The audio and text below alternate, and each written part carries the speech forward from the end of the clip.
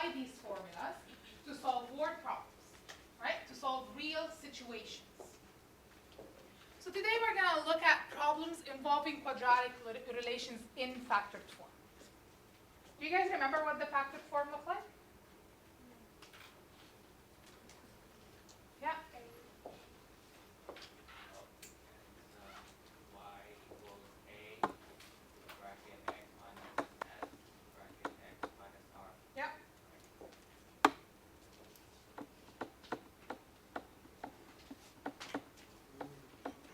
All right.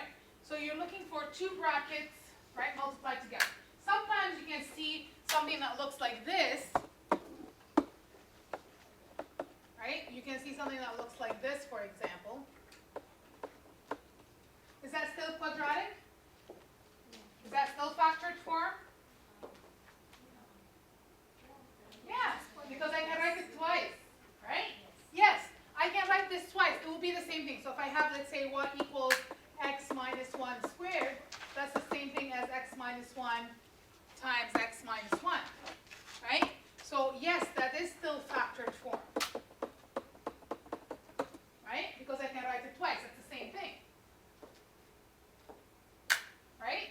So why do I need the factored form? What did we learn yesterday? What is the factored form useful for? Find the x-intercept. To find the x-intercept. So to find when my graph, when my parabola touches the x-axis. Okay? Now let's look at an example. Right? So I have this steak. There you go. I threw it. Did it form a parabola shape almost? Right? So let's try that. All right? Let's try that. You see the parabola that it just formed? All right. Now, if I want to touch, if I want to calculate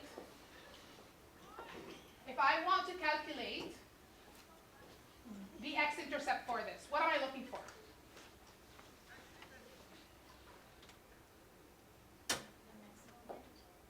So the x-intercept is the maximum height? No. No. So what would be the x-intercept in this scenario? The beginning and end point. What do you mean by the beginning and end in this Where- case? Where it starts, where the tape begins and where it drops down. So what is that? What is that in real life? When the tape did what? Where something start and go to the when the in at the end. What do you mean when it ends? My parabola sometimes don't end. In this case, it did end.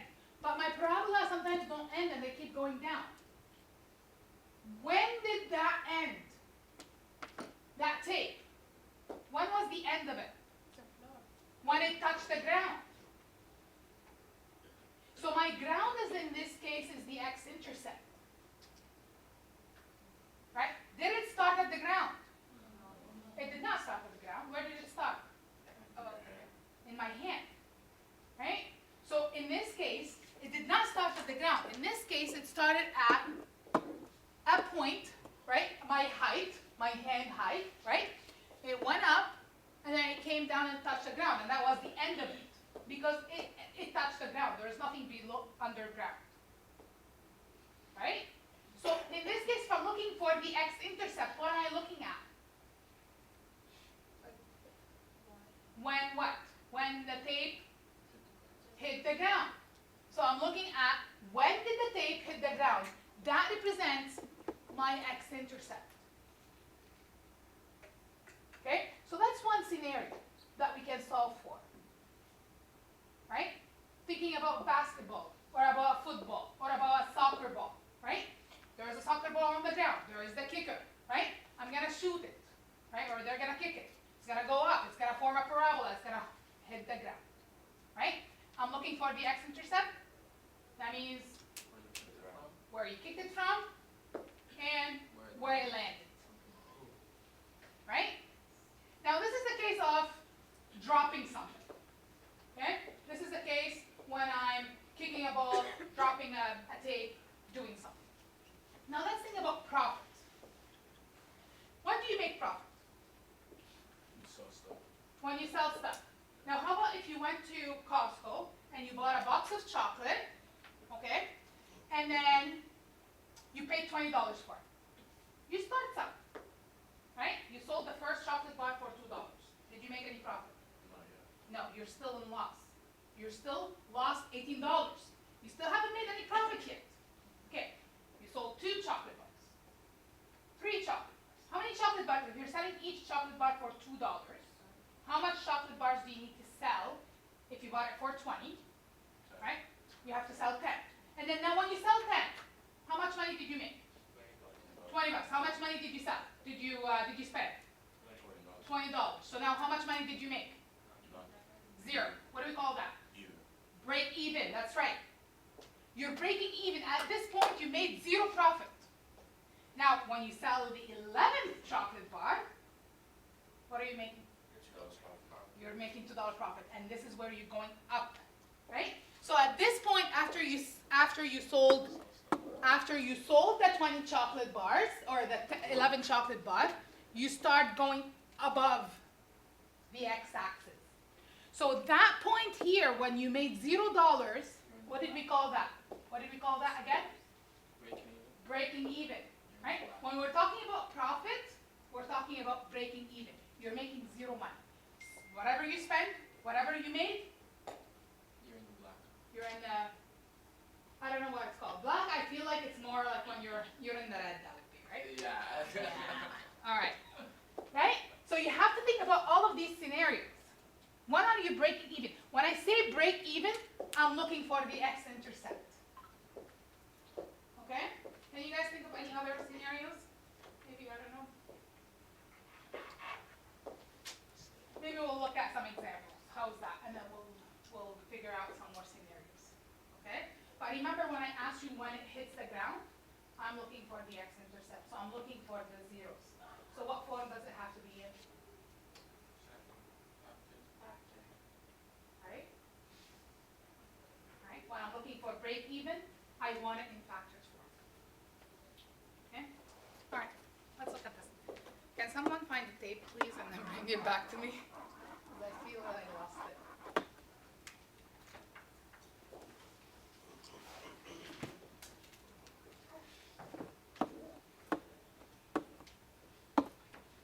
Thank you. All right. So the profit of a chocolate bar can be modeled by the equation. Here you go. That's a chocolate bar, but not from Costco. Can be modeled by P equals -0.3 n minus 7 squared plus 10.8.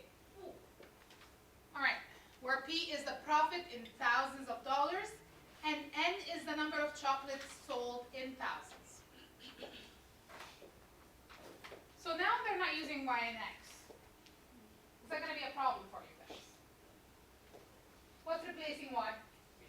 P. What's replacing X? N. Right? So always remember that this is Y, this is X, right?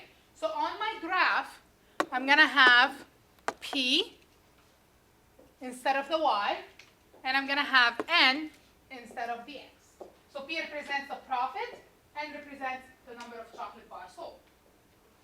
Now what form is this in? Huh? I can't hear you. Vertex form. Do we agree that this is vertex form?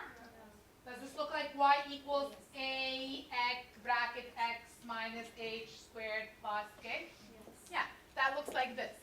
Right? You need to be able to identify these. Pick them up. Okay? Vertex form tells me what? The vertex. And the vertex represents what in my graph? No. What does it represent in my graph? That's what I'm asking. The highest point or the lowest point.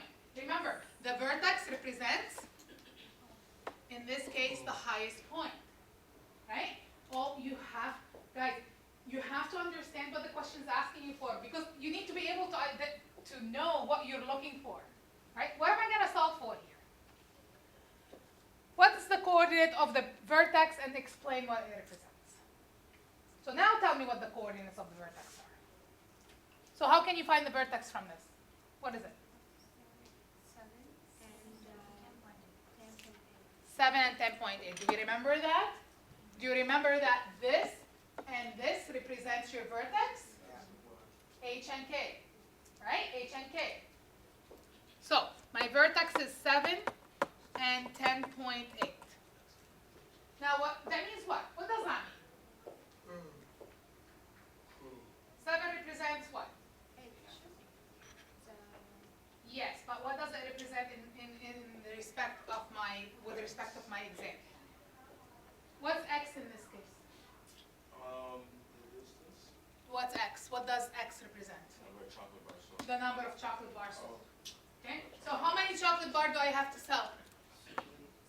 7. 1,000. Perfect. Okay? So N represents, because remember, when I'm talking about a vertex, I'm talking about H and K or X and Y, right? And in this case, X is N and Y is P, right? You always have to kind of be able to convert between the letters, okay? So X represents the number of chocolate bar. But because it says N is the number of chocolate bar in thousands, that means I have to sell 7,000 chocolate bar, okay?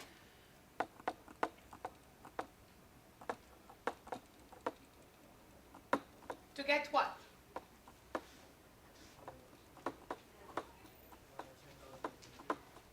For a maximum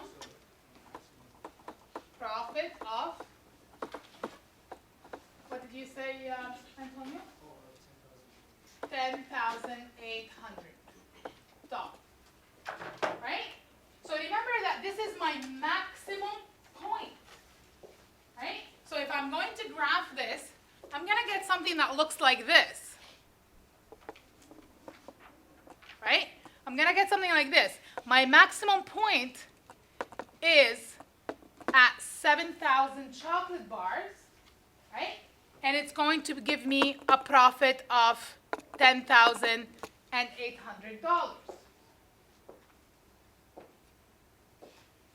So you need to sell 7,000 chocolate bars for a maximum profit of $10,800. Do we understand that? Did I have to do a lot of work? Or was it just getting the answer from the equation? Yes.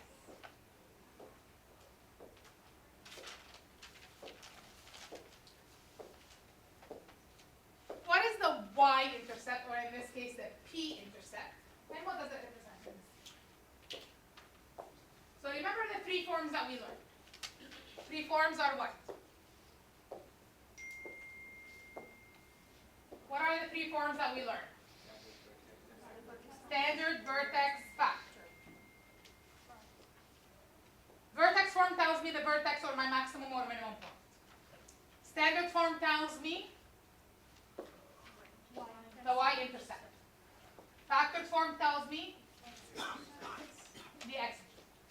So in this case, they're asking me for the y-intercept. What form do I have to put it in? Standard. So I have to go from vertex to standard. How do we go from vertex to standard? What do I have to do? Yeah?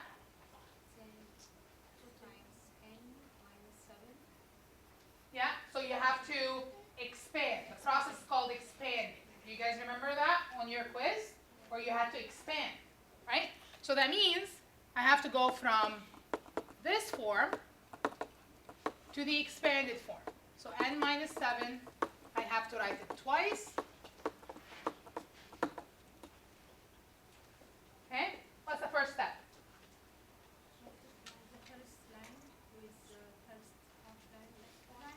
So that means I'm have to FOIL, right? I have to FOIL. Okay, so let's FOIL. Taco would be next. First I have to FOIL, right? First I have to multiply this by this. What's n times n? N squared. N times negative 7. Negative 7 times n. And then negative 7 times negative 7 is plus 49.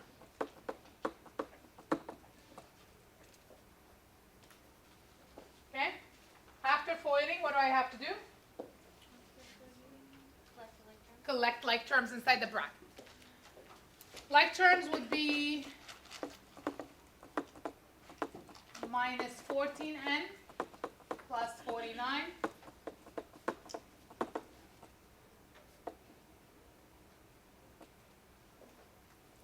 All right, after collecting like terms, what do you do?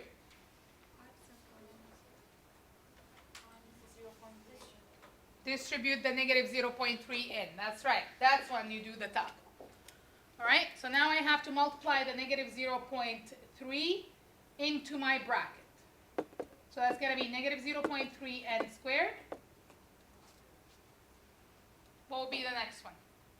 What's negative 14 times negative 0.3? Can you do that on the calculator, please?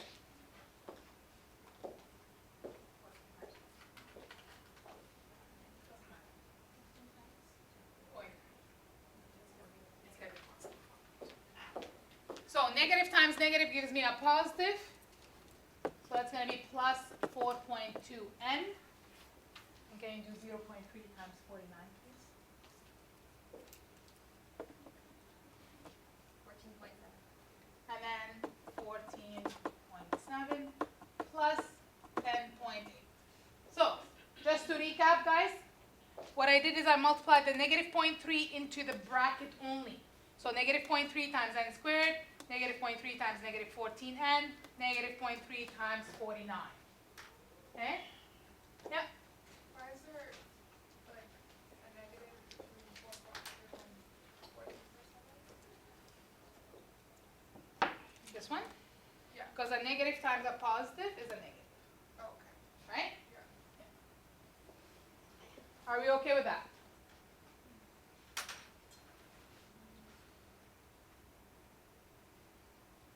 Now, what's the last step?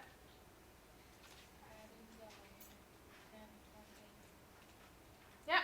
So you see how the last two terms are just numbers? I can add them, right? Because they're just numbers.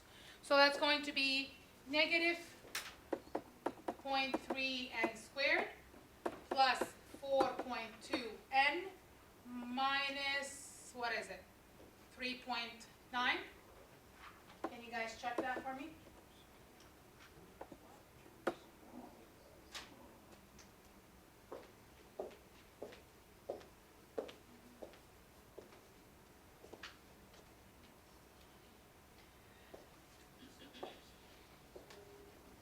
Question? Does this look like standard form to you? Yeah? Is it standard form? Expanded? Yes. Now, what's your y-intercept? Be careful. Negative 3.9. What does it mean that you have a profit of negative 3.9?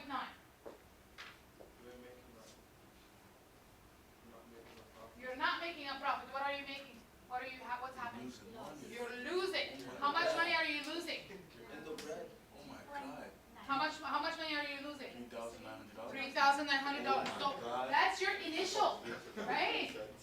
Guys, think about it this way. You went to Costco. You spent $20. You're in the loss. If you don't sell your chocolate bars, you lost $20. You're starting with a loss, and then you're gonna build up till you make a profit, right? So in this case, my y-intercept is, I'm gonna write p-intercept just because we're using profit. So the p-intercept is negative $3,900, which means it's a loss of $3,900.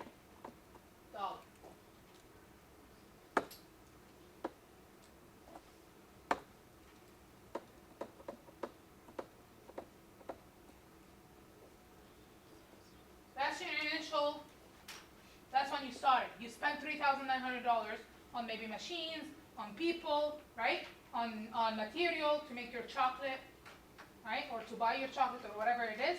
You're starting with a loss. And then you're gonna start selling until you get to a profit. Does that make sense to you now? Yeah. Yeah? The whole picture, can you see the picture of it?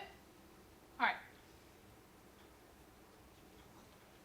So now the third part of the question, now you see that we're looking at all three different types. Now they're asking you for the x-intercepts. So what are the zeros? And what do they represent? So since I'm looking for the zeros, what form do I have to put it in? Factored form. So you see, we went from vertex to standard to factor. Hey, how can I factor? I can factor only from standard form. So how can I factor? What are the process of factoring? What are the 3 different types of factoring that we learned about? Huh? Sum and product, difference of squares, common factor. What's the first one we always start with? We always think about first. Common factor first. So can you common factor anything? With numbers in the box? Yeah, Well, except one. I'm gonna tell you something. If I'm gonna give you something like this, you must be able to factor the a. So you must be able to factor the negative 0.3. Now let's divide 4.2 by 0.3. Can you do me a favor and divide 4.2 by 3? Let's see. 4.2 divided by 3. What do you get? By 0.3, sorry. No, by 0.3. 1.4. 14. Is that a whole number? Good. I want whole numbers. Right? How about if you divide 3.9 by 0.3? 3.9 by 0.3. 13, that's a whole number again. So that means 0.3 is a factor.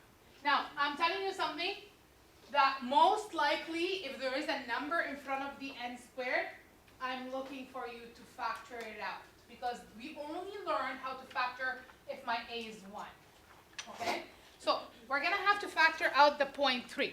Remember, if I'm going to factor out the negative 0.3, that means I have to divide each term by negative 0.3. You guys remember that?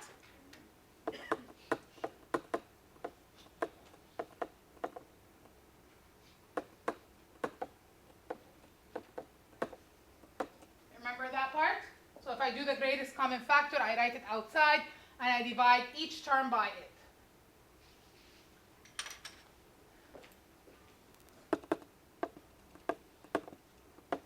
Now, what happens when I do negative 0.3 n squared divided by negative 0.3? Positive 1n squared. So that's just going to be n squared, simply, right? Because this becomes 1. Anything divided by itself is 1. What did we say 4.2 divided by negative 0.3 was? Negative 14n. And then negative 3.9 divided by negative 0.3. I think it was 13. So that's going to be positive 13. Why is it positive? 2 negatives. Is that the final factor, or do I need to do a little bit more? Sum of product. Sum and product. That's right. So you see how now your leftover is a trinomial. 3 terms. So I'm looking for 2 numbers that multiply to, 13. add to, Negative 14. negative 14. Good job. All right. Now B and C, B is negative, C is positive. So that means what? Look at your blue sheet. Both of them are negative. All right. So what multiplies to the 13? You don't have that many options, do you? What multiplies to 13? 1 times 13. 13 times 1. That's it. That's the only option. 13 is a prime number. The factor of 13 is 13 and 1. That's it. Both have minus, so it's minus 14. That's right. Minus 13 and minus 1. Does it add up to negative 14? Yeah. So I'm good, right? So here we go. Equals negative 0.3 n minus 13, bless you, n minus 1. Now it's factored, isn't it? It's fully factored? Yes.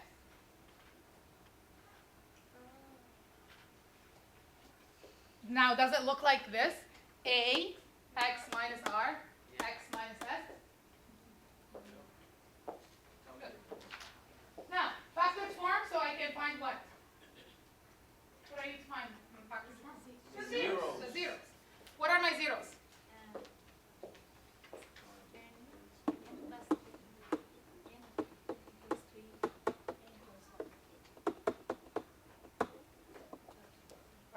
set each bracket equal to 0. Why am I writing m now? What is this? N minus 1 equals 0. N equals 1. N minus 13 equals 0. N equals 13. So what does that mean? What are your zeros? 1 and 13. 1,000 and 13,000, because this is n represents the number of chocolate bar, right? N represents the number of chocolate bar. I'm still in the same question. Now, tell me something. So what does that mean? What do these numbers represent? So you have to sell 1,000 chocolate bar and 13,000 chocolate bar for what? What would be your profit at the zeros? How much money are you making at the zeros?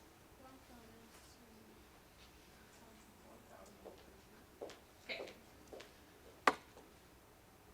Profit is on your Y, and the number of chocolate bar is on your X, right? Right? So you're selling 1,000 chocolate bar, and you're selling 13 chocolate bar, 13,000, right? They're your zeros. So they're your zeros. What's your profit here? What's your profit here?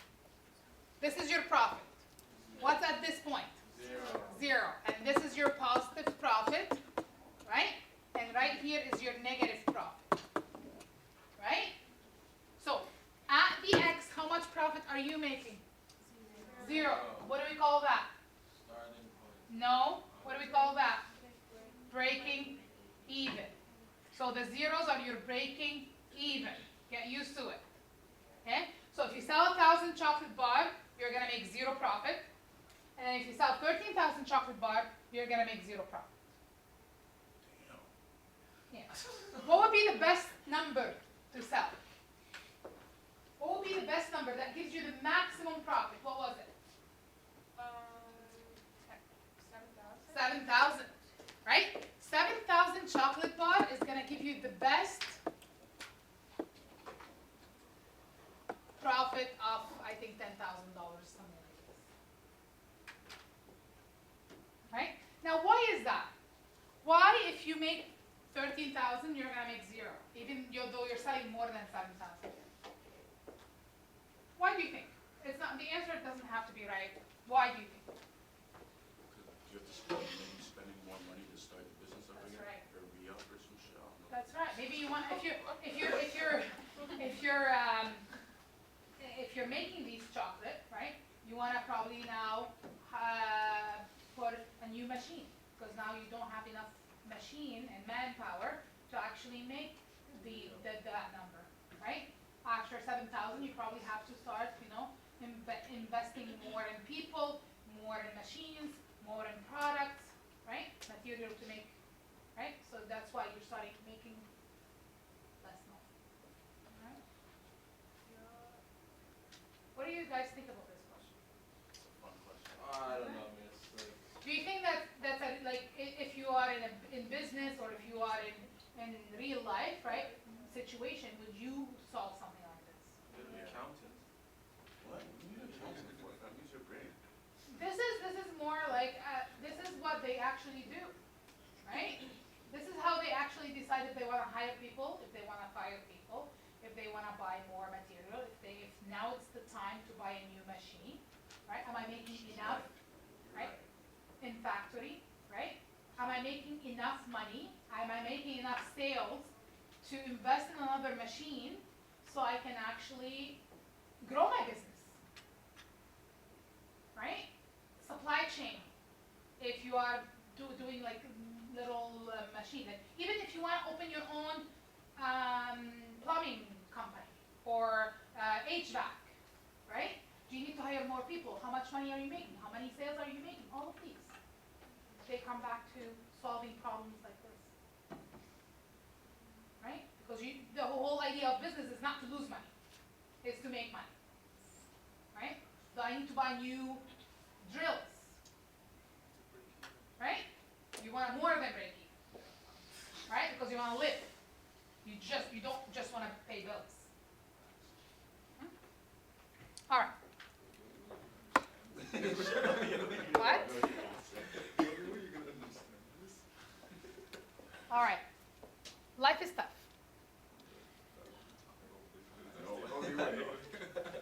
All right. So I always, as you can see, I start always my question by sketching. Right?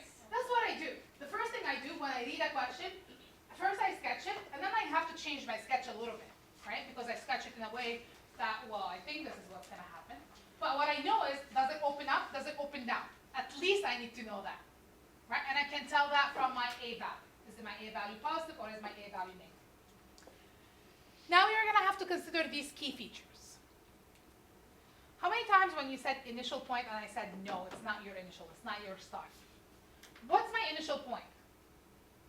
What does my initial point represent? It represents C, you mean, right? Oh. Yes. What does the initial point represent? What's 0? No? X is 0. X is 0. Okay? So your initial point is your y-intercept. How do you find your y-intercept? What form does it have to be in? Okay, you guys see that question that I'm asking you and I keep asking you? You better ask this question when you're doing your homework or you're doing the test. These are the questions that you're going to be asking yourself. What form does it have to be in? Right? Because I'm going to keep asking that question. This one, yes, the standard form. Yeah, you're going to have a little me in your head. So, if they're asking you for the initial point, you're looking for the y-intercept. Okay? So it has to be in standard form. So let's put that next to it. Standard form.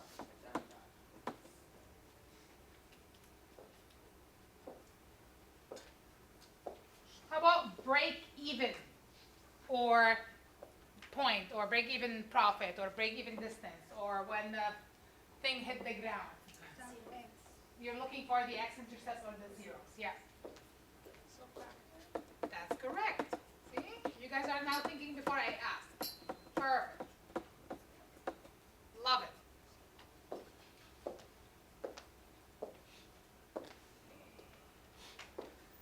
Maximum, minimum profit.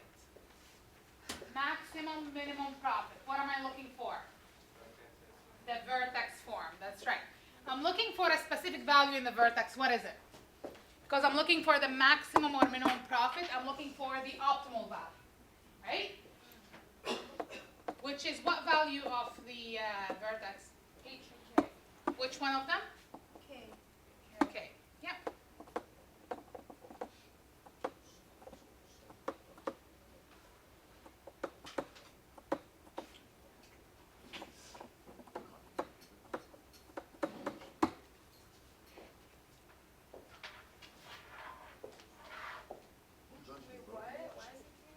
Because you're looking for the optimal value, right? So remember that your optimal value, let's say if it's 7 and 10, right? So the optimal value is 10, right? Because I'm looking for the maximum value. Now the point is the vertex. The maximum point or the maximum minimum point, that's your vertex. So that's both the H and the K. What form does it have to be in for the last two forms? For the last two?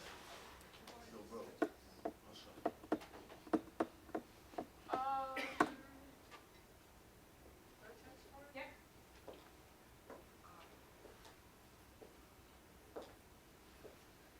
So you're always going to ask yourself, what form do I need it to be in?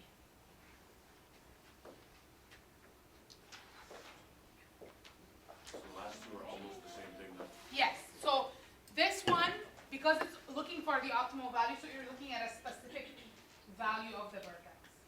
Okay?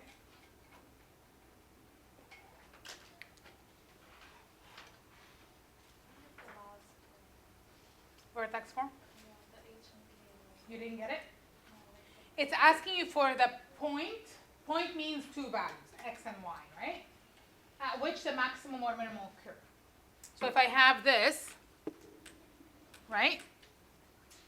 Where's the point point when the maximum happened. 7 and 10, right? So it's your birthday. Okay? So the optimal value is, I mean, the factored form is the zeros. That's right.